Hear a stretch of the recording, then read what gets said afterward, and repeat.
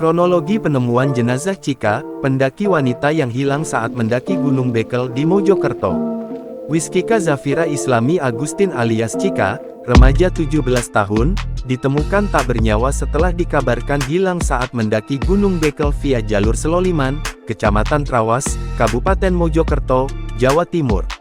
Remaja dari Desa Sumengko Kecamatan Jatirejo tersebut diduga meninggal setelah terseret air bah Sungai Watu Talang. Setelah dikabarkan hilang, pencarian oleh tim SAR gabungan diawali di titik korban terseret arus sungai. Petugas mendapati pakaian korban berupa kaos warna hitam, celana training warna abu-abu muda dan topi ditemukan di tepi aliran Sungai Watu Talang.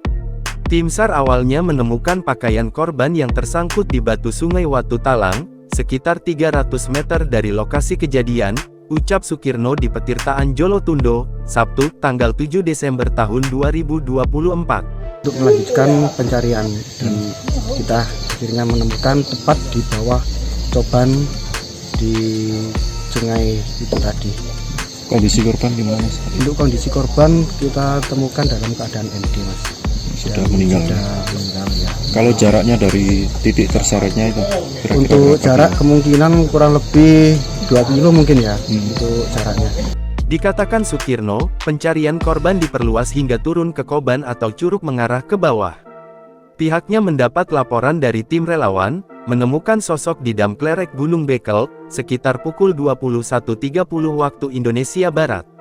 Korban ditemukan di sela bebatuan besar Dam Klerek atau masyarakat menyebutnya Koban. Korban ditemukan dalam kondisi sudah meninggal di Dam Klerek, dari atas kedalamannya sekitar 50 meter dipenuhi batu-batu tidak ada airnya, ungkap Sukirno. Hasan anggota tim SAR, mengatakan pencarian korban sempat terkendala medan terjal ketika menuruni curug atau Koban. Akhirnya korban ditemukan tersangkut bebatuan di Dam Klerek. Korban ditemukan tepat di bawahnya Koban, Sungai Watu Lawang. Jaraknya kemungkinan sekitar 2 km dari lokasi kejadian. Korban sudah dalam keadaan meninggal dunia, kata Hasan. Korban ditemukan dalam kondisi tengkurap di atas batu Sungai Watu Talang.